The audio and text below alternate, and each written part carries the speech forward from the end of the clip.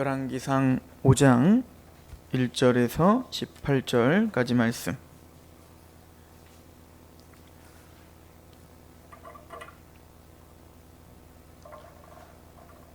제가 봉독하도록 하겠습니다. 솔로몬이 기름 부음을 받고 그의 아버지를 이어 왕이 되었다함을 두로 왕 히람이 듣고 그의 신하들을 솔로몬에게 보냈으니 이는 히람이 평생에 다윗을 사랑하였음이라.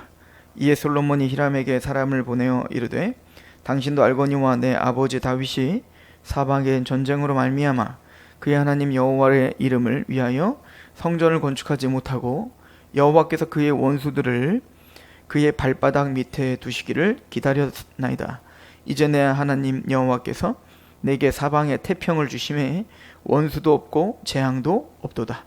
여호와께서 내 아버지 다윗에게 하신 말씀에 내가 너를 이어 내 자리에 오르게 할 내 아들 그가 내 이름을 위하여 성전을 건축하리라 하신 대로 내가 내 하나님 여호와의 이름을 위하여 성전을 건축하리하오니 당신은 명령을 내려 나를 위하여 레바논에서 백향목을 베어내게 하소서. 내 종과 당신의 종이 함께 할 것이요 또 내가 당신의 모든 말씀대로 당신의 종의 삭슬 당신에게 드리리이다. 당신도 알거니와 우리 중에는 시돈 사람처럼 벌목을 잘하는 자가 없나이다. 히람이 솔로몬의 말을 듣고 크게 기뻐하여 이르되 오늘 여호와를 찬양할지로다. 그가 다윗에게 지혜로운 아들을 주사 그 많은 백성을 다스리게 하셨도다 하고 이에 솔로몬에게 사람을 보내어 이르되 당신이 사람을 보내어 하신 말씀을 내가 들었거니와 내 백향목 제목과 잣나무 제목에 대하여는 당신이 바라시는 대로 할지라. 내 종이 레바논에서 바다로 운반하겠고 내가 그것을 바다에서 뗏목으로 엮어 당신이 지정하는 곳으로 보내고 거기서 그것을 풀리니 당신은 받으시고 내 원을 이루어 나의 궁정을 위하여 음식물을 주소서 하고 솔로몬의 모든 원대로 백향목 제목과 잣나무 제목을 주매 솔로몬이 히람에게 그의 궁정의 음식물로 밀 2만 고루와 맑은 기름 20고루를 주고 해마다 그와 같이 주었더라. 여호와께서 그의 말씀대로 솔로몬에게 지혜를 주신 고로 히람과 솔로몬이 친목하여 두 사람이 함께 약조를 맺었더라. 이에 솔로몬 왕이 온 이스라엘 가운데서 역군을 불러 일으키니 그 역군의 수가 3만 명이라. 솔로몬이 그들을 한 달에 만 명씩 번갈아 레바논으로 보내매 그들이 한 달은 레바논에 있고 두 달은 집에 있으며 아도니람은 감독이 되었고 솔로몬에게 또 진군이 7만 명이요 산에서 돌을 뜨는 자가 8만 명이며 이 외에 그 사역을 감독하는 관리가 3,300명이라. 그들이 일하는 백성을 거느렸더라. 이에 왕이 명령을 내려 크고 귀한 돌을 떠다가 다시 다듬어서 성전의 기초석으로 놓게 하매 솔로몬의 건축자와 히람의 건축자와 그발 사람이 그 돌을 다듬고 성전을 건축하기 위하여 제목과 돌들을 갖추니라. 아멘.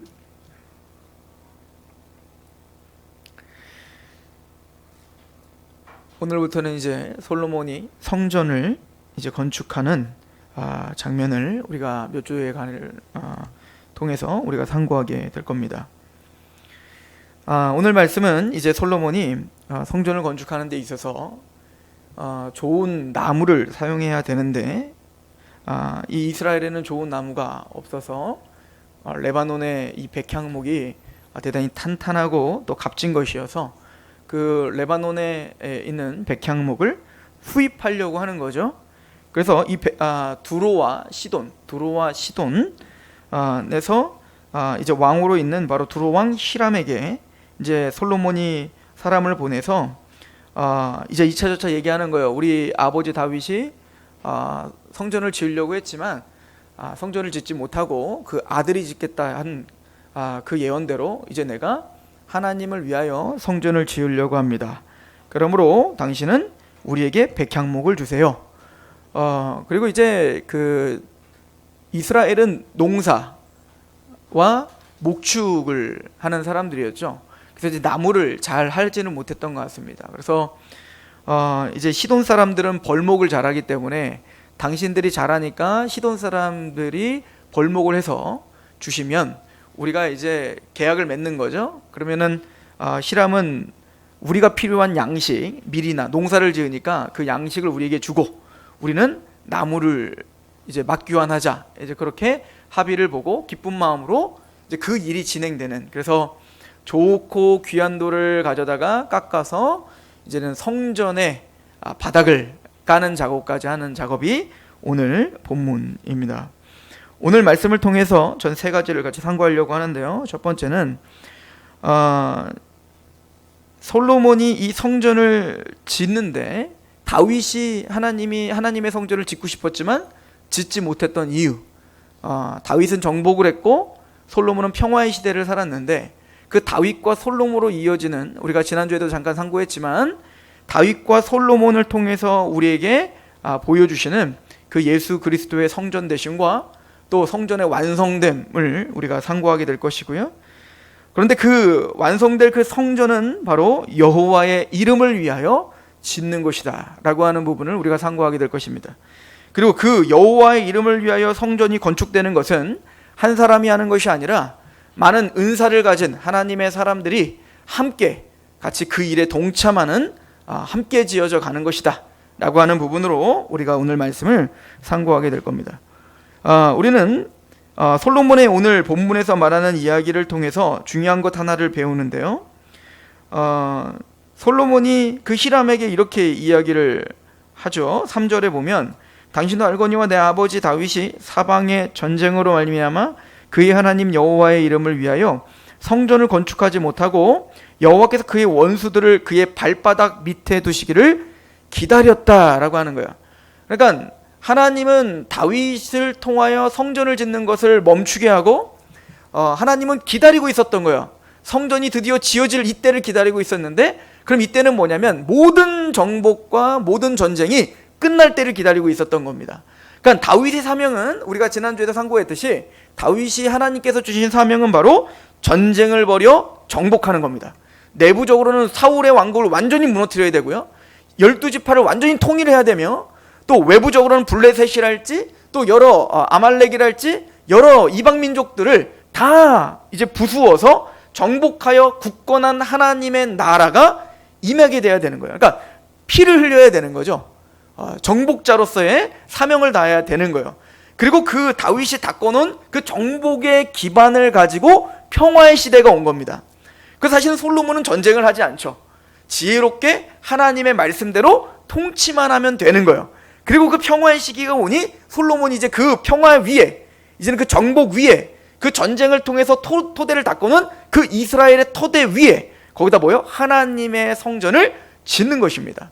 이 다윗의 이야기와 솔로몬의 이야기는 모두 예수님이 우리에게 행하실 일들을 우리에게 예표하죠. 다윗은 바로 십자가를 통해서 사단의 권세를 정복하시는 예수, 그리고 솔로몬을 통해서는 그 정복하시고 십자가로 정복하시고 그 위에 하나님의 나라, 하나님의 교회, 하나님의 성전을 지으시는 예수 그리스도의 사역을 우리에게 보여주는 좋은 그림이 됩니다. 사실은 법궤가 있는 곳은 이제 성전에 있어야 되잖아요. 근데 지금까지 성전이 없을 때는 이제 장막에 거하고 있지 않았습니까? 왜 그러면 다윗은 왜 성전을 지을 수 없었는가? 다시 말씀드리지만 정복이 되어 있지 않기 때문에 그렇습니다. 다윗은 여전히 전쟁을 해야 될 사람이기 때문에 그렇습니다. 그래서 솔로몬이 오늘 이야기한 것도 그거잖아요.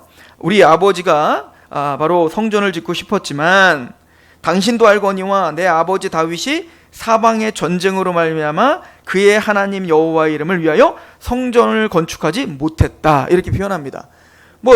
실질적으로 전쟁 중엔 사실은 막대한 백성들이 필요하다고요. 다 군인으로 착출돼야 되지 않겠습니까? 또한 전쟁을 하면 막대한 군사비가 들어가요. 그러다 보니까 이 성전을 짓는 것도 대단히 큰 노동력과 대단히 큰 돈이 들어가는데 전쟁과 성전 짓는 걸 함께 할 수가 없는 거예요. 그래서 다윗은 사실은 많은 재화들을 모아놓고 성전 짓는 걸 다 모아놨지만 여전히 전쟁을 해야 되는 그 상황 속에서 성전을 짓기는 역부족인 걸 하나님은 아셨기 때문에 성전을 짓지 못하겠다라고 합니다. 그리고 이제 사무엘 하에서는 다윗이 내가 하나님 집 지어드리고 싶어요 그랬을 때 하나님 말한 건 너는 피를 너무 많이 흘렸다. 그러니까 다윗은 피 흘리는 자예요. 전쟁을 하는 자죠. 그래서 정복하는 아브라함에게 약속한, 이제는 그 하나님이 약속한 그 가나안 땅에, 그 약속의 땅에 정복하라, 다스려라 라고 하신 말씀을 확증하고 또 완성하는 자가 바로 다윗이었죠. 그러면은 하나님의 집, 성전은 뭐냐? 전쟁이 끝난 평화의 시기에 하나님의 안식처가 되는 것이 바로 성전이에요.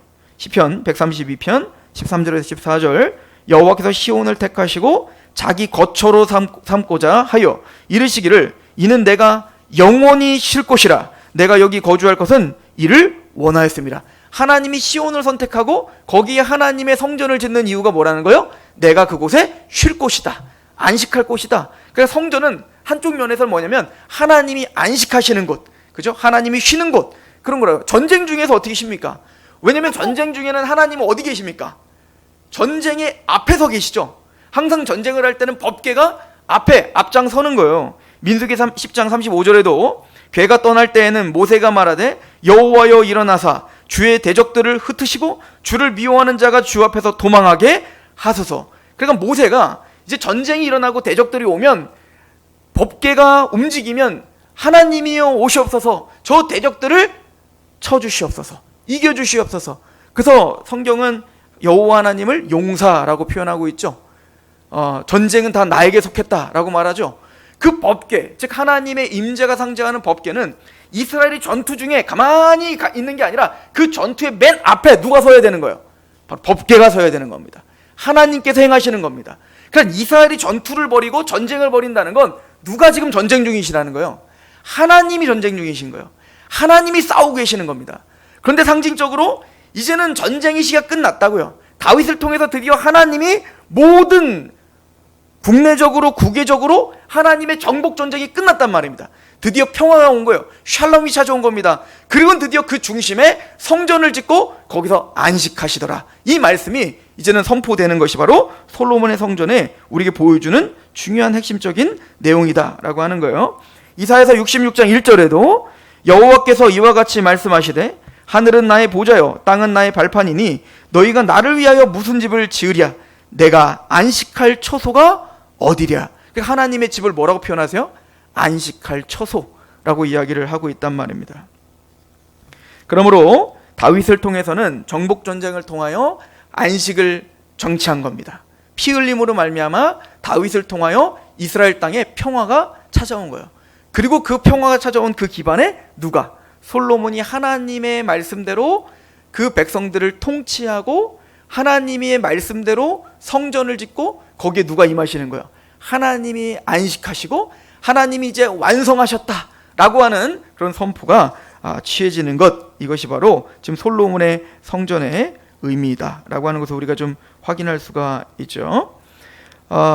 이것은 바로 예수님의 십자가를 통하여 승리하신, 정복하신, 죄를 정복하고 사탄을 정복하시고 그 정복당한 그곳에 하나님의 나라가 임하고 확립하는 예수 그리스도의 모습을 우리에게 다윗을 통해서 보여주죠.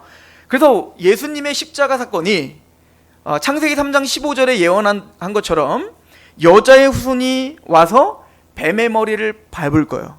그죠? 그래서 오늘 솔로몬이 이제 다윗을 뭐라고 표현하고 있냐면 그 원수들을 그의 발바닥 밑에 두실 때까지 기다렸다라고 이야기를 하고 있는 겁니다. 그러니까 예수 그리스도로 말미암아, 그 메시아로 말미암아 이제는 원수들이 머리가 부서지고 그의 발 아래 이제 밟힐 때까지 하나님은 끊임없이 쉼없이 어떻게 하시는 거예요? 전쟁을 하시는 겁니다. 그 전쟁의 정점이 뭐냐면 바로 예수 그리스도의 십자가 사건이었던 거예요. 다윗 왕으로 오시는 예수께서 정복 전쟁을 통하여서 드디어 하나님의 나라를 우리에게 임하게 하시는 거예요. 그래서 이 부분은 이제 이미 그러나 아직이라고 하는 신앙적 용어가 있는데요. 하나님의 나라와 예수님의 십자가의 정복 전쟁은 이미 승리하셨다. 우리 그걸 믿죠? 자, 골로새서 2장 14절에 우리를 거스르고 불리하게 하는 법조문으로 쓴 증서를 지우시고 자여 버리사 십자가에 못 박으시고 통치자들과 권세들을 무력하여 드러내어 구경거리로 삼으시고 십자가로 그들을 이기셨느니라. 예수님의 십자가는 승리의 사건입니다. 예수님의 십자가로 이미 사단의 권세가 부서진 겁니다. 그래서 히브리서 2장 14절도 말해요. 자녀들은 혈과 육에 속하였음에 그도 또한 같은 모양으로 혈과 육으로 함께 지내심은 죽음을 통하여 죽음의 세력을 잡은 자 곧 마귀를 멸하시며 또 죽기를 무서워함으로 한평생 매어 종로로 타는 모든 자들을 놓아주려 하심이라. 그러니까 예수님의 십자가에서 죽으심은 그 사단의 권세가 그 사망을 가지고 우리를 위협하고 우리를 종로로 타게 하고 있었단 말이에요. 그 사단의 권세를 부셔버리기 위하여 예수님은 십자가의 죽으심으로 그들을 부셔버린, 정복을 하신 정복자요 다윗 왕이시다. 이것을 이제 구약 전체가 예언하고 있었다는 거 우리가 계속 말했죠. 여자의 후손이 누군가? 여자의 후손이 뱀의 머리를 밟을 건데 그 여자의 후손은 누군가? 바로 아벨의 후손이어야 돼요. 근데 아벨이 죽어버렸네요. 그래서 아벨 대신에 다른 씨를 주셨어요. 바로 셋이었습니다. 셋의 후예들 중에 노아의 후예되고, 노아의 후예 중에 셈의 후예되고, 셈의 후예 중에 아브라함, 이삭, 야곱, 유다, 그리고 다윗의 자손으로 오실 예수. 그분이 바로 뭐하는 왕이에요? 다윗 왕처럼 그 모든 대적들을 안팎으로 다 물리치시고 그 발 아래 두시는 건, 그래서 하나님의 나라가 온전히 확립되어 평화의 나라가 오게 하는, 안식의 나라가 오게 하는 그 일을 하는 게 바로 예수님이시다. 다시 말씀드리지만 다윗이 정복을 완전히 했다고 하여 솔로몬이 그 평화의 나라에 하나님의 안식처인 성소를 지었다고 하여 그게 진짜 안식 아니죠. 그게 진짜 정복 아니죠. 왜냐면 우리가 말했듯이 솔로몬 후대부터, 이제 솔로몬의 아들 때부터 둘로 분열되고 북이스라엘도 남유다도 다 무너지고 말 겁니다. 그걸 통해서 뭘 봐야 된다고요? 솔로몬이 지었던 성전, 다윗의 그 정복, 그것은 진짜 정복과 진짜 성전이 아님을, 그것은 우리에게 진짜 정복이 무엇이며 진짜 하나님의 나라가 무엇이며 진짜 하나님의 안식처이신 성전이 무엇인지를 우리에게 그림으로 보여주기 위한 하나의 도구였음을, 그것을 이사야나 예레미야나 에스겔이 그래서 다윗과 같은 한 왕이 오실 것임을, 그래서 솔로몬처럼 하나님은 다시 흩어진 그 백성들을 모으셔서 하나님의 진짜 성전을 지을 것임을, 하나님의 영원한 나라를 만들 것임을 선지자들이 계속 예언했던 거예요. 그리고 바로 그 아브라함의 자손, 다윗의 자손, 예수 그리스도의 세계라. 마태복음 1장 1절에 그 진짜 하나님의 나라를 정복하여 하나님 나라를 임하게 하고, 그 하나님의 나라가 정복을 통해서 평화의 나라가 된 그곳에 하나님의 진짜 성전이 세워져 거기에 하나님의 집이 되시고 하나님의 임재가 있고 하나님의 교제와 영광이 충만한 그 나라를 만드실 분이 바로 예수다. 이거를 성경이 가르쳐주고 있다. 이것을 우리는 계속 상고하시면서 우리가 성경을 상고해야 되는 거예요. 자, 그런데 예수님이 십자가에서 다윗의 왕처럼 십자가의 죽으심으로 말미암아 사단의 권세를 부셔버렸습니다. 그런데 이미 부셔져서 우리 마음 안에 드디어 하나님의 나라가 임했죠. 그래서 예수님이 그러잖아요. 하나님의 나라는 너희 마음에 있느니라. 하나님 나라는 이미 임했느니라 라고 말하잖아요. 우리는 분명히 죽어서 저 천국에 갈 겁니다. 하나님 나라를 갈 겁니다. 근데 그 전에 이미 이 땅을 살면서 우리는 하나님의 나라가 이미 임했어야 돼요. 우리 마음에 진짜 구원받은 사람은 우리 마음에 이미 예수 그리스도로 말미암아 이미 정복을 당하고 이미 하나님의 나라가 임했어야 되는 겁니다. 그럼 하나님의 나라가 임한 자의 특징이 뭐죠? 로마서 14장 17절에는 말하죠. 하나님의 나라는 먹는 것과 마시는 것에 있는 게 아니다. 어떤 종교적인 행위, 종교적으로 뭘 먹냐 마시냐 이런 문제가 아니다 이거요. 하나님의 나라는 먹는 것 마시는 것에 있는 것이 아니라 의와 평강과 희락이다 라고 말을 하죠. 즉 로마서 5장은 이것을 풀어서 설명을 해주고 있습니다. 우리에게 우리가 예수 그리스도를 믿음으로 말미암아 의를 받고 이제는 하나님과 화평을 누리며 이제는 세상이 줄 수 없는, 세상이 가질 수 없는 그 소망을 바라보며 즐거워하는 자, 이게 의와 평강과 기쁨이에요. 즉 하나님의 나라는 말장난이 아니라는 거예요. 진짜 예수 그리스도로 말미암아 죄와 사단의 권세가 부서지고 내 마음에 정말 성령님을 통하여 내 마음에 하나님 나라가 임한 사람은 의롭다함의 확증이 있고 하나님을 생각할 때 두려운 마음이 아니라 아빠 아버지라 부르짖는 평강이 있으며 우리가 고난 중에도 기뻐할 수 있는 세상이 줄 수 없는 그 세상이 빼앗아갈 수 없는 그 기쁨을 누리는 자들, 이게 하나님의 나라가 임한 하나님의 백성들의 마음이죠. 그렇게 우리 마음 가운데 하나님의 나라가 임했습니다. 그리고는 그 하나님의 나라가 임한 그곳에 성령님이 우리 안에 무엇을 만드시는 겁니까? 예수님께서 하나님의 성전으로 만드시는 거죠. 그래서 고린도전서 3장 16절 뭐라고요? 너희가 하나님의 성전인 것과 하나님의 성령이 너희 안에 거하신 걸 알지 못하느뇨. 하나님의 성전이 거룩하니 너희도 어떻게 하라? 거룩하라. 즉 다윗 왕이신 예수께서 사단의 권세를 십자가에서 패하시고 우리 안에 하나님의 나라가 임하게 했어요. 우리를 정복하신 거예요. 죄를 정복하신 거예요. 그리고는 그렇게 화평과 평강의 나라, 의와 평강과 희락이 있는 그 나라를 우리 안에 만드시고 그 토대 위에 우리 안에서 뭘 만드신 거예요? 우리를 성전을 지으셔. 솔로몬처럼 성전을 지으시는 거예요. 하나님의 영광이 있는, 하나님의 임재가 있는, 하나님의 안식이 있는 그 성전이 우리다라고 성경은 가르쳐주고 있어요. 여러분들 성경이 지금 말하고 있는 지금 그 그림을 그려지고 계시는 거죠? 그런데 우리는 이제 이거를 already but not yet이라고 하는데 이미 이루어졌으나 아직 완성되지는 않았다 이렇게 표현합니다. 즉 아까 솔로몬이 다윗을 향해서 뭐라고 했죠? 그의 발바닥 아래 모든 원수들이 다 무릎 꿇게 할 때까지라고 이야기를 하고 있죠. 1차적으로는 예수님의 십자가로 사단의 권세가 결박당했습니다. 그래서 예수님이 마태복음 12장에 가보시면 마태복음 12장에 보지 못하는 자, 듣지 못하는 자, 귀신 들린 자를 내어 쫓으셨어요. 그랬더니 많은 사람들이 바알세불을 내쫓는다라고 말할 때 예수님께서 말씀하시기를 만약에 내가 성령을 통하여 귀신을 내어 쫓는 것이라면 하나님 나라가 이미 임하였느니라. 강한 자를 결박해야 그 세간을 강탈하지 않겠나? 이 얘기는 예수님의 십자가와 초림으로 이미 성령님을 통하여 죄와 사단의 권세를 부수었다는 얘기예요. 그래서 죄와 사단의 권세를 우리는 보지 못하는 자고 듣지 못하는 자였어요. 복음을 아니 들어도 우리는 이해를 못했다고요. 우리는 아무리 성경을 듣고 우리는 하나님을 알고자 하여도 하나님을 알 수가 없는 존재였어요. 왜냐하면 죄와 사단이 우리를 가로막고 있었으니까. 근데 우리가 지금 그 예수를 보고 있고 그 말씀이 들리고 있다는 것 자체가 이미 정복하여 예수가 우리 마음에 하나님의 나라를 임했다는 증거인 겁니다. 즉 사단의 권세가 이미 결박당한 거예요.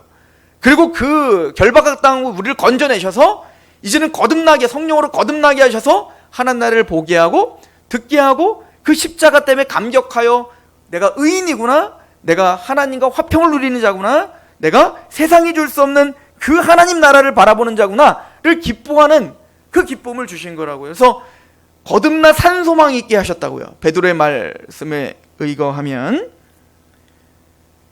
그러나 원수들이 완전히 그의 발 아래 부서진 건 아닙니다. 여전히 사탄은 역사하고 있고요. 여전히 사탄은 우리의 생각과 마음을 충동질하며 있습니다. 그죠? 이것을 이제 신학자들은 D-Day와 V-Day로 이제 설명을 해요. D-Day는 2차 세계대전 때 이제 독일이 완전히 패망하기 직전까지 가는 그 핵심적인 타격이 있었던 때가 있어요. 그게 바로 D-Day입니다. 이게 노르망디 상륙 작전입니다. 즉 노르망디 상륙 작전을 정해놓고 D-Day를 정해놓은 거예요. 그때는 우리가 상륙을 한다. 이것만 성공하면 이 전쟁은 끝난다. 라고 하는 마음으로 드디어 그 D-Day가 되어서 성공을 하죠.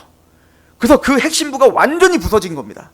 더 이상 독일은 다시 재건할 수 없습니다.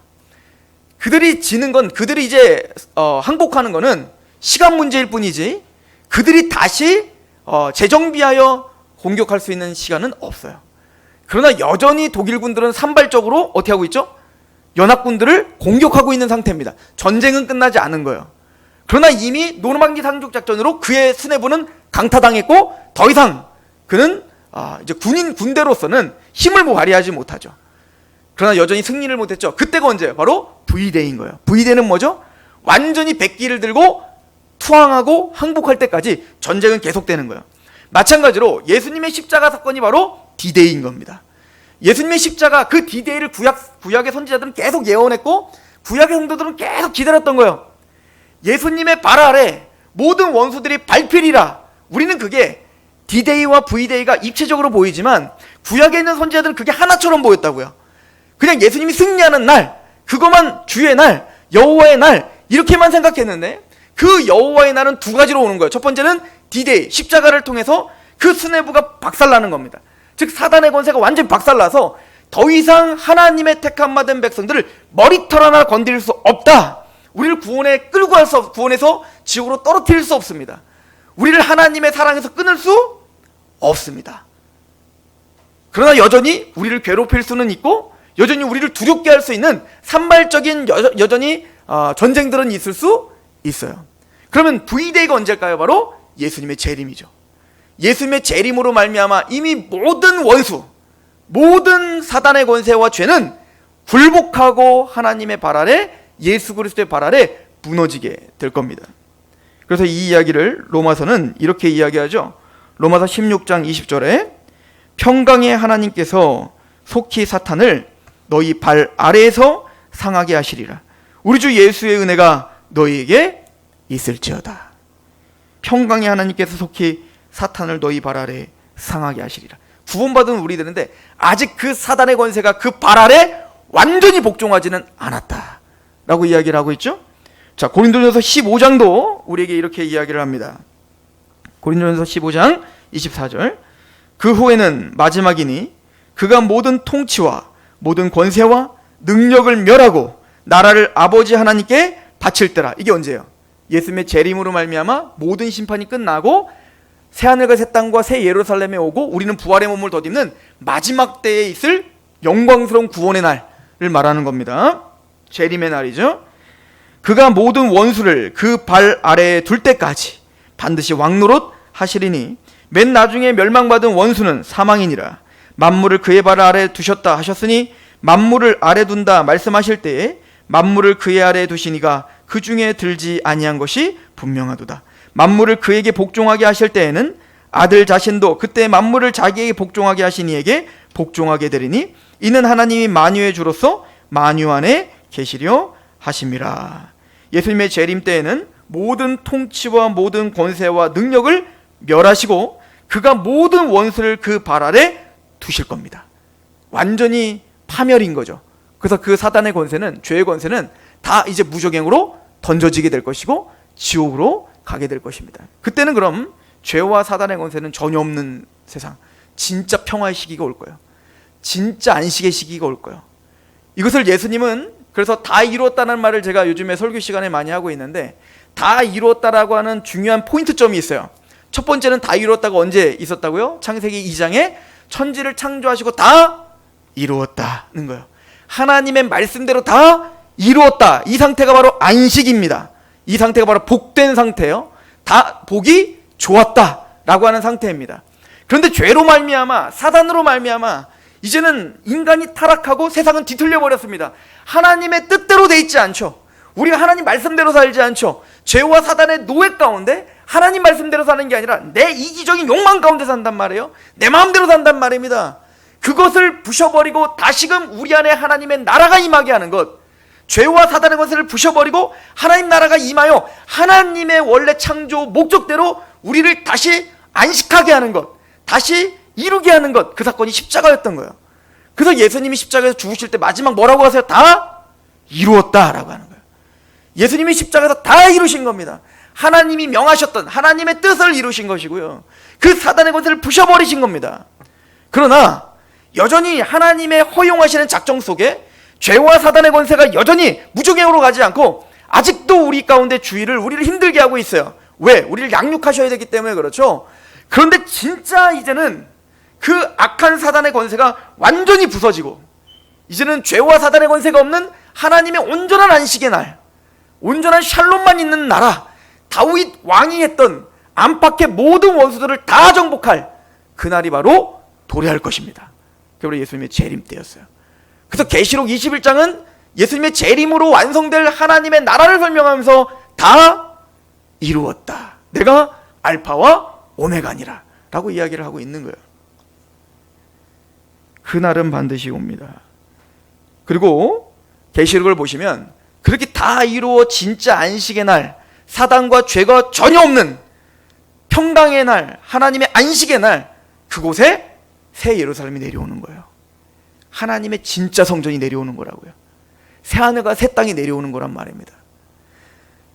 다윗이 정복 전쟁을 일으킨 후에, 안팎의 모든 정복을 이룬 그 평화의 시기가 된 후에 솔로몬을 통해서 그곳에 성전이 세워지듯 예수 그리스도가 십자가에서 우리 안에 죄와 사단의 권세를 정복하고 하나님의 나라가 우리 안에 세워진 이후에 우리 안에 하나님의 성전이 세워지듯 진짜 이루어질 하나님의 나라는 예수님의 재림으로 말미암아 모든 세계와 만국이 다 하나님의 머리 그 발 앞에 다 무릎을 꿇고 진짜 샬롬, 진짜 안식, 진짜 복이 좋았더라 다 이루어진 그 세상이 올 때 하나님의 진짜 성전이 내려오실 것이다.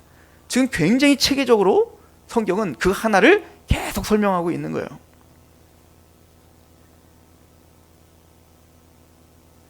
이 성전은 왜 그럼 지어져야 됩니까? 왜 솔로몬 성전이 지어져야 되고, 왜 우리 안에 하나님의 성전이 지어져야 되고, 왜 장차 진짜 완성될 하나님의 성전이 내려와야 되는 겁니까? 그걸 위해서 하나님은 싸우시고 계시는 거예요. 이 솔로몬 성전이 지어질 때까지 다윗은 피를 흘리며 싸워야 됐습니다. 우리 안에 하나님의 성전이 세워질 때까지 예수님은 십자가에 피를 흘리며 싸우셨어야 됐습니다. 또한 예수님은, 또 하나님은 진짜 하나님의 성전이 세워질 때까지, 그 새하늘과 새 땅이 온전히 완성될 때까지 하나님은 쉬지 않고 지금도 싸우시고 계십니다. 왜일까요? 그 목적은 뭡니까? 오늘 솔로몬은 이렇게 대답합니다. 여호와의 이름을 위하여 라고 말합니다. 이게 우리의 모든 목적인 거예요. 우리가 교회를 다니는 목적이 여기 있습니다. 우리가 가정을 만드는 목적이 여기 있습니다. 내가 직장을 다니는 목적이 여기 있고요. 내가 자녀를 키우는 목적이 여기 있고, 내가 모든 소망과 나의 모든 지식과 나의 모든 힘을 다하여 달려가야 될 목적이 여기 있습니다. 오직 여호와의 거룩한 영광을, 이름의 영광을 위해서라고 이야기를 하죠. 이사야서 48장은 사실은 이사야서는 이렇게 솔로몬 성전이 지어졌는데 이제 북이스라엘과 남유다가 죄로 말미암아 또 뒤틀려졌어요. 참 재밌죠. 그러니까 우리에게 계속 반복적으로 설명하는 거예요. 하나님의 왕국이었던 에덴, 다 이루어진 온전히 하나님의 통치 가운데 있었던 에덴이 그 자체가 성전이었거든요. 제사장은 누구였고? 아담과 하와죠. 그리고 정복과 다스리는 하나님의 지혜, 선악을 분별하는 지혜를 가지고 통치해야 될 왕이었고요. 그랬던 아담이 죄로 말미암아 뒤틀려 버리니 그 성전에서 쫓겨날 수밖에 없었어요. 그죠? 똑같은 겁니다. 지금 하나님의 열심과 하나님의 싸우심으로 다윗을 통해서 이뤄놓은 하나님의 성전이 이스라엘의 죄로 말미암아 무너지게 될 것입니다. 그죠? 그런 또 역사가 또 반복되는 거예요. 하나님은 그리고 성전을 내가 또 지으마 라고 하는 거죠. 그래서 다윗을 통해서 또 솔로몬을 통해서 완성된 그 성전이 이제 바벨론에 의해서 무너질 것이다. 너희 죄 때문에 무너질 것이다. 너희는 그 에덴을 아담에서 쫓겨나듯 너희가 이 성전이 무너질 뿐만 아니라 너희가 그 거룩한 약속의 땅에서 쫓겨나게 될 것이다. 이걸 이사야, 예레미야는 또 예언하는 겁니다. 그런데 이렇게 말해요. 이사야에서 왜 그런가? 그럼에도 불구하고 바벨론으로 너희를 끌고 간 내가 그들을 가만두지 않을 거다. 내가 그들과 싸울 거다. 내가 그들을 이길 거다. 반드시 그들을 멸절시킬 거다. 그리고 너희를 다시 회복시킬 거다. 그리고 너희를 다시 성전을 지을 거다. 이걸 또 또 예언하시죠. 하나님이 그러면 그들과 왜 싸우셔야 됩니까? 왜 하나님은 그렇게 죄 때문에 무너져버린 그 성전을 그들을 다시 회복시켜 진짜 성전으로 왜 세우셔야 됐습니까? 이사야 48장 9절은 말합니다. 내 이름을 위하여 내가 노하기를 더디할 것이며 내 영광을 위하여 내가 참고 너를 멸절하지 아니하리니 보라 내가 너를 연단하였으나 은처럼 하지 아니하고 너를 고난의 풀무불에서 택하였노라. 나는 나를 위하여 이를 이룰 것이라. 어찌 내 이름을 욕되게 하리요 내 영광을 다른 자에게 주지 아니하리라. 그 백성들을 싸우시는 목적이 분명합니다. 두 번이나 반복해요. 나를 위하여 이를 이룰 거다. 우리를 위한 게 아니에요. 이스라엘을 위한 게 아닙니다.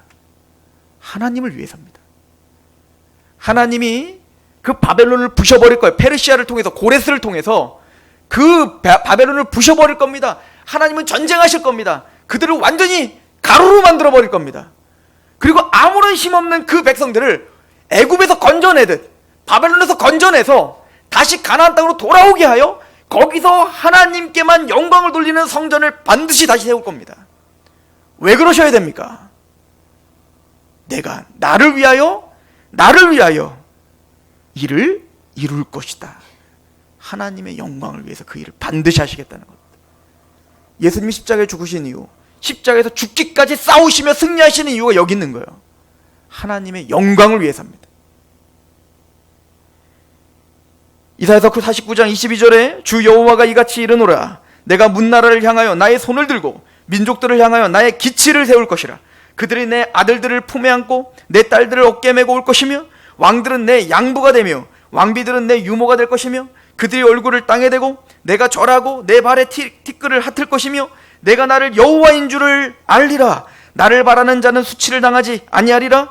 용사가 빼앗는 것을 어떻게 도로 빼앗으며 승리자에게 사로잡힌 자를 어떻게 건져낼 수 있으랴. 여호와가 이같이 말하노라. 용사의 포로도 빼앗을 것이요 두려운 자의 빼앗은 것도 건져낼 것이니 이는 내가 너를 대적하는 자를 대적하고 내 자녀를 내가 구원할 것임이라. 내가 너를 억압하는 자들에게 자기의 살을 먹게 하며 새술에 취함과 같이 자기의 피에 취하게 하리니 모든 육체가 나 여호와는 너의 구원자요 내 구속자요 야곱의 전능자인 줄 알지라. 용사에게 빼앗긴 걸 어떻게 도로 빼앗을 수 있겠어요? 힘이 강력한 제국이 그 아무런 힘없는 이스라엘이 잡아가고 포로로 끌어갔는데 그걸 누가 감히 싸워서 승리하여 건져낼 수 있겠냐고요. 하나님은 하시겠다는 겁니다. 내가 멸절시키겠다. 내가 아작내겠다 이거예요. 내가 가서 완전히 초토화시켜버리고 너희를 끄집어내마. 그래서 모든 백성들이, 모든 만방들이 내가 너희의 하나님 걸 알게 하마. 내가 구속자고 내가 구원자고 내가 전능자임을 알게 하마. 누구부터? 니들부터.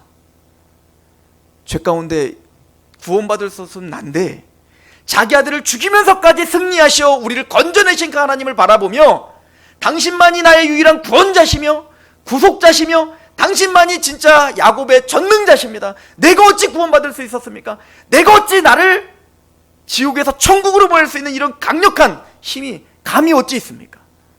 나는 하나님을 믿을 수 없는 자요. 나는 하나님을 믿을 수 있는 자격이 없는 자였습니다. 그런 내가 눈이 떠 지금 하나님을 바라보고 있습니다. 이게 웬 말입니까? 당신은 전능자이십니다. 당신은 구원자이십니다. 당신의 구원만이, 당신의 전쟁에서 승리하시는 십자가의 은혜만이 나를 구출하십니다. 하나님의 약속을 비웃었던 아브라함과 사라에게 그들이 비웃거나 말거나 하나님이 그들에게 이삭을 주셨습니다. 그리고는 그들과 함께 있는 자들과 같이 웃게 하시죠. 그래서 그 이름을 이삭이라고 지었다고 했잖아요. 하나님이 이삭을 내년에 줄 거다 비웃습니다. 그래? 그러거나 말거나 난 너에게 자녀를 줄 거다 이거예요. 그리고 명년 이맘때 반드시 주마. 아브라함과 그 사라가 그 약속을 듣자마자 비웃을 뿐만 아니라 또 아비멜렉의 그 사라를 팔아버렸던 그 사건을 잘 아시잖아요. 그럼에도 불구하고 하나님은 아비멜렉과 싸워 다시 사라를 돌려받게 합니다. 그리고 아브라함의 불신앙, 사라의 불신앙과 싸워 마침내는 그에게 하나님의 약속의 자녀를 주고야만 합니다. 하나님이 말씀하신 대로 사라를 돌보셨고 하나님이 말씀하신 대로 행하셨습니다. 그리고 그 비웃음의 웃음을 기쁨의 웃음으로 바꿔주십니다. 그뿐 아니라 주위의 사람들이 그를 통하여 같이 웃게 하십니다. 우리의 구원이 우리에게만 감격이 아니라 우리의 그 소리를 듣는 내 주위 사람들이 하나님을 같이 찬양하도록 하나님 그렇게 만드시고야 말겠다 라고 하시는 거예요. 에스겔 36장 22절도 말합니다. 그러므로 너는 이스라엘 족속에게 이르기를 주 여호와께서 이같이 말씀하시기를 이스라엘 족속아 내가 이렇게 행함은 너를 위함이 아니오 너희가 들어간 그 여러 나라에서 더럽힌 나의 거룩한 이름을 위함이라. 여러 나라 가운데서 더럽혀진 이름 곧 너희가 그들 가운데서 더럽힌 나의 큰 이름을 내가 거룩하게 할지라. 내가 그들의 눈앞에서 너희로 말미암아 너희 나의 거룩함을 나타내리니 내가 여호와인 줄을 여러 나라 사람이 알리라. 주 여호와의 말씀이니라. 왜 성전을 회복해야 됩니까? 왜 강권적인 하나님 주권적인 은혜 속에서 다시 이스라엘의 성전이 세워져야 됩니까? 내 거룩한 이름을 위함이라. 이게 구약의 이야기입니까? 사도 바울은요 에베소서의 성전에 대한 이야기를 굉장히 깊게 우리에게 가르쳐주고 있습니다. 특별히 교회와 연관지어 우리가 교회가 되었음을, 또 그 교회 구원받은 자의 모임이 바로 성전임을 우리에게 체계적으로 알려주는 게 바로 에베소서입니다. 에베소서를 잘 이해한다면 교회를 함부로 대할 수 없습니다. 에베소서 1장은 성부와 성자와 성령 하나님이 우리를 교회로 삼기 위해, 우리를 성전으로 삼기 위해 성부 하나님이 어떤 열심으로 우리를 계획했고, 성자 예수님이 자기의 몸을 희생하며 죽기까지 복종하시며 구속고 죄사함을 주셨으며, 성령 하나님 그 모든 하나님의 계획과 십자가에서 완성하신 그 십자가의 은혜를 우리에게 어떻게 적용하고 인쳐주시는지를 보여줍니다. 근데 그 목적을 뭐라고 이야기합니까?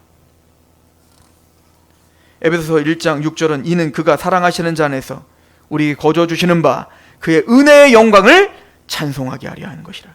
에베소서 1장 12절 이는 우리가 그리스도 안에서 전부터 바라던 그의 영광의 찬송이 되게 하려 하심이라. 에베소서 1장 4절 이는 우리 기업의 보증이 되사 그 얻으신 것을 속량하시고 그의 영광을 찬송하게 하려 하심이라. 여기서 벗어나지 않아요. 여러분들 구원의 목적이 무엇입니까? 천국 가는 겁니까?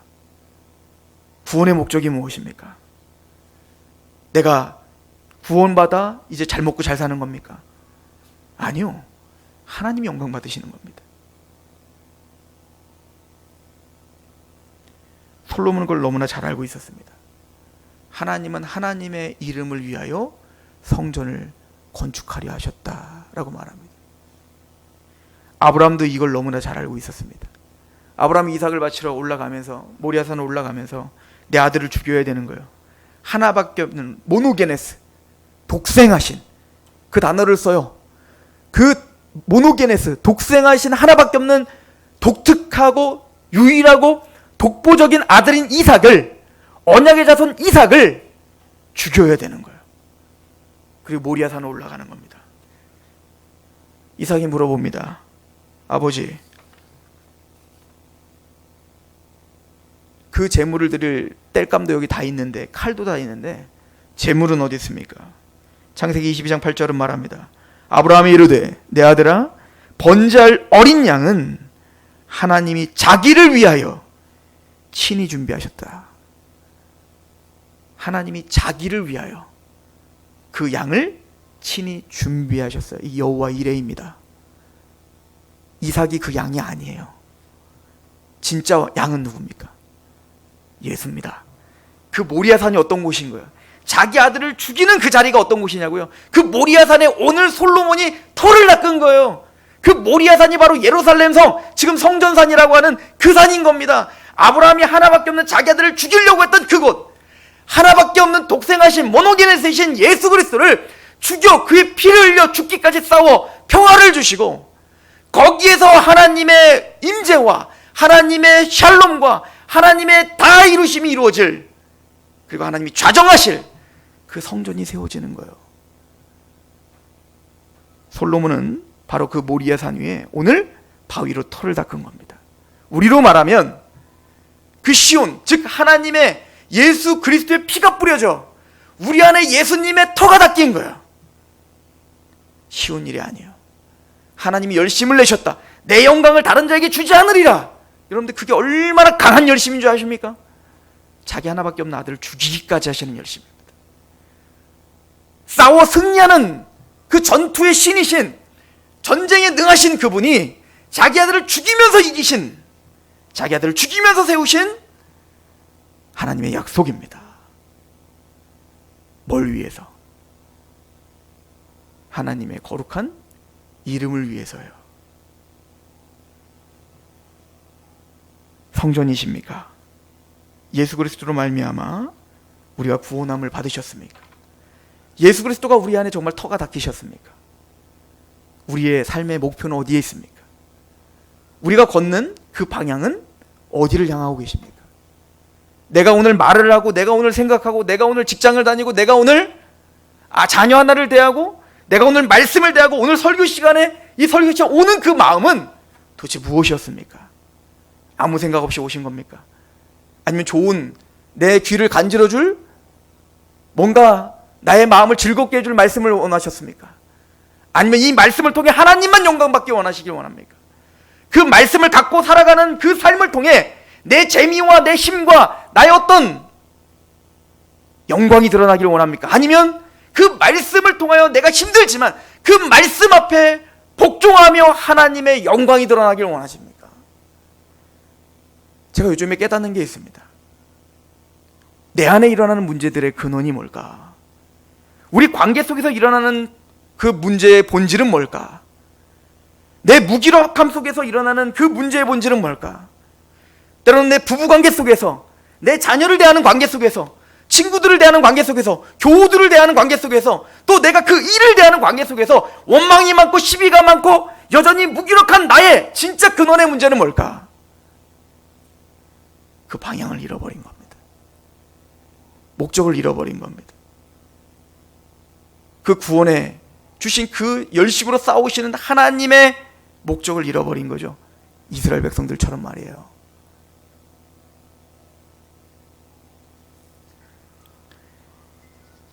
우리 고린도전서 3장을 좀 보시겠습니까? 시간이 많이 갔지만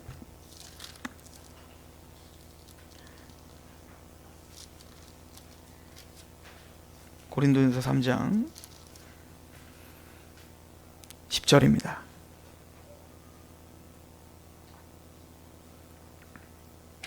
내게 주신 하나님의 은혜를 따라 내가 지혜로운 건축자와 같이 터를 닦아두매 다른 이가 그 위에 세우나 그러나 각각 어떻게 그 위에 세울까 조심할지니라. 이 닦아둔 곳 외에는 능히 다른 터를 닦아둘 자가 없으니 이 터는 곧 예수 그리스도니라. 솔로몬이 그 성전에 터를 닦아두듯 바울은 우리에게 터를 닦았다는 거예요. 그 터가 뭐죠? 복음입니다. 순전한 하나님의 말씀, 즉 예수 그리스도를 증거하는 그 말씀, 그 말씀을 통해서 사도 바울이 터를 닦았다는 거예요. 그럼 아볼로처럼 나는 심었고 아볼로는 물을 줬다, 그 위에 하는 얘기입니다. 그런 것처럼 예수 그리스도의 복음이 깔린 그 위에 이제는 계속 뭔가를 세워야 되는데, 보십시오. 12절 만일 누구든지 금이나 은이나 보석이나 나무나 풀이나 지푸로 이 터 위에 세우면 각 사람의 공적이 나타날 터인데 그날이 공적을 밝히리니 이는 불로 나타내고 그 불이 각 사람의 공적이 어떠한 것을 시험할 것입니다.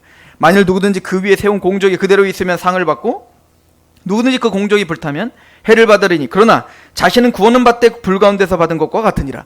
예수 그리스도의 터가 세우셨다면 그 반석 위에 세워져야 되는 건 뭘까요? 성전이 세워져야 되는 거예요. 성전이. 금이나 은이나 보석은 찰사지에 이야기하면 금이나 은이나 보석은 그 당시 신전을 세우는 재료들입니다. 성전을 세우는 재료들이라고. 값진 물건들. 그런 짚이나 나무나 풀은 뭘까요? 그냥 가옥들을 세우는 재료들인 겁니다. 나무는 집에 그냥 문을 세우는 거고요. 풀은 그 풀과 흙을 짓이겨서 벽을 만드는 데 사용하고 있고요. 짚은 엮어갖고 지붕을 사용했다고요. 그리고 풀이나 나무나 짚은 바로 그냥 우리가 이 땅에서 살아가는 집을 짓는 재료일 거예요. 보석이나 금이나 은은 성전과 신전을 짓는 재료인 거예요. 그러면 예수 그리스도로 말미암아 사도 바울이 전파한 십자가의 은혜로 우리가 구원을 받았습니다. 터를 닦았습니다. 그럼 그 위에 우리 뭘 세워야 되는 겁니까? 금이나 은이나 보석처럼 순전한 하나님의 말씀으로 성전이 지어져 가야 된다는 거예요. 근데 우리는 순전한 말씀이 아닌 다른 것으로 이 세상의 것들을 짓고 있는지도 모르겠어요. 그래서 이 이야기가 이렇게 연결되는 것입니다. 14절 만일 누구든지 그 위에 세운 공적 그대로 있으면 상을 받고 누구든지 그 공적이 불에 타면 해를 받으리니 그러나 자신은 구원을 받을 때 불 가운데서 받은 것 같으리라. 16절 너희는 너희가 하나님의 성전인 것과 하나님의 성령이 너희 안에 계시는 것을 알지 못하느냐. 누구든지 하나님의 성전을 더럽히면 하나님이 그 사람을 멸하시리라. 하나님의 성전은 거룩하니 너희도 그러하라. 너희가 성전인 걸 알지 못하는가? 너희가 예수 그리스도의 터 위에 세우심을 받은 성전인 걸 알지 못하는가? 그러므로 하나님의 영광을 위하여 순전한 하나님의 말씀으로 금과 은과 보석으로 성전으로 지어져 가야 되지 않겠는가? 우리가 그렇게 말하는 거야.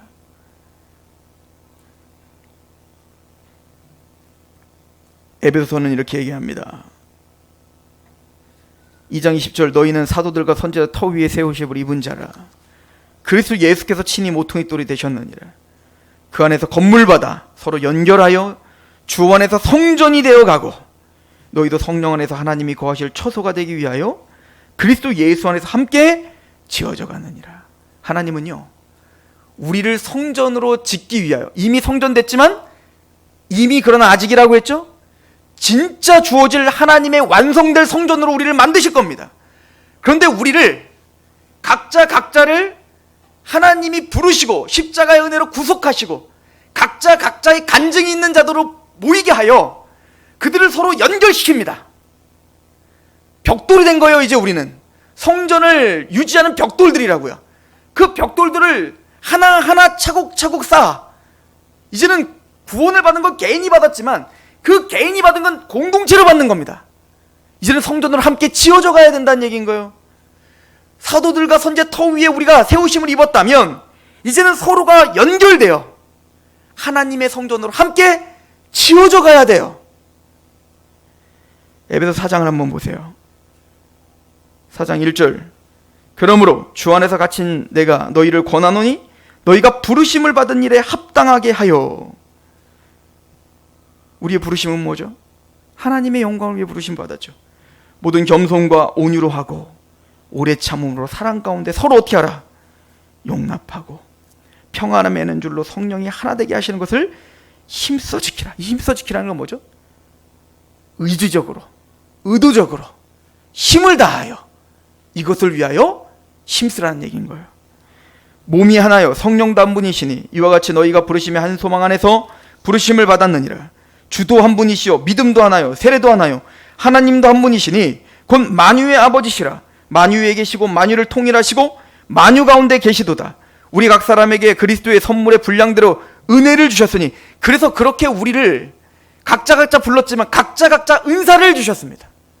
각자 받은 은혜가 다 달라요.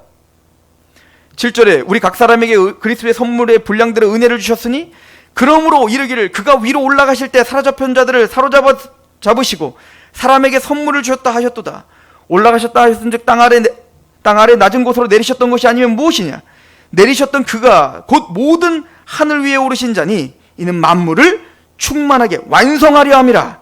그가 어떤 사람은 사도로, 어떤 사람은 선지자로, 어떤 사람은 복음 전한 자로, 어떤 사람은 목사와 교사로 삼으셔. 은사가 다르다는 거요? 부르심이 다르다는 거요? 이는 성도를 온전하게 하여 봉사의 일을 하게 하며 그리스도의 몸을 세우게 하려 함이라. 우리가 다 하나님의 아들을 믿는 것과 아는 일에 하나가 되어 온전한 사람을 이루어 그리스도의 장성한 분량이 충만한 데까지 이르리니 이는 우리가 이제부터 어린아이가 되지 아니하여 사람의 속임과 간사한 유혹에 빠져 온갖 교훈의 풍조에 밀려 유동하지 않게 하려 함이라. 오직 사랑 안에서 참된 것을 하여 범사의 그에까지 잘할지라. 그는 머리니 곧 그리스도라. 16절 같이 읽습니다. 시작. 그에게서 온 몸이 각 마디를 통하여 도움을 받음으로 연결되고 결합되어 각 지체의 분량대로 역사하여 그 몸을 자라게 하며 사랑 안에서 서로 세우느니라. 우리는 성전입니다. 그리고 성전으로 부르신 여러분들이 지금 공동체로 모여진 건 서로 결합되어 각자 받은 은혜대로 서로 섬기며 힘써 하나 되기를 힘쓰며 하나님을 아는 지식에 같이 자라가 그리스도의 장성한 분량으로 함께 자라가는 우리는 성전으로 지어져 가는 성전입니다. 이것을 위해서 다윗이 피를 흘리며 싸웠듯 예수님이 십자가에 죽으신 것이고 그렇게 성전을 완성하시기 위하여 솔로몬이 성전을 세웠듯 예수 그리스도께서 자신의 육체의 죽으심과 부활하심으로 우리 안에 성전을 세우셨으며 그 완성될 그 성전을 반드시 완성하실 것입니다. 우리의 삶의 방향이 우리가 성전되어 우리가 무엇을 해야 되는지를 바로 아는 저 사람 되기를 축원합니다. 기도하겠습니다.